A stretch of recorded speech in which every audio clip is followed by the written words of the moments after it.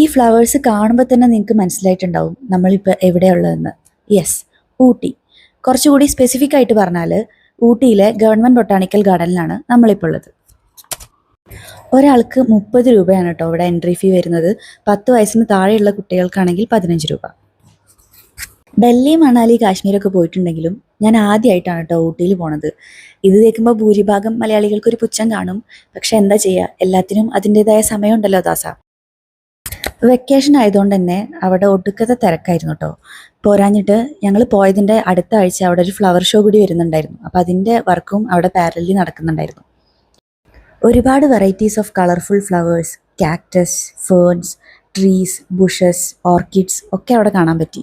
അല്ലെങ്കിലും നല്ല പച്ചപ്പും ഹരിതാപയൊക്കെ ഉള്ള ഒരുപാട് പൂക്കളൊക്കെ ഉള്ള സ്ഥലത്ത് പോകുന്നത് തന്നെ നമുക്കൊരു പോസിറ്റീവ് എനർജിയാണല്ലോ. ഈ ഗാർഡന് തൊട്ടടുത്തായിട്ടാണ് കേട്ടോ ടിബറ്റൻ മാർക്കറ്റ് ഉള്ളത്. വൂളൻ ക്ലോത്ത്സ് ആണ് അവിടുത്തെ മെയിൻ ഐറ്റം. അങ്ങനെ 1-2 വൂളൻ ക്ലോത്ത്സും പർച്ചേസ് ചെയ്ത് നമ്മൾ അവിടെ നിന്ന് തിരിച്ചു പോകും.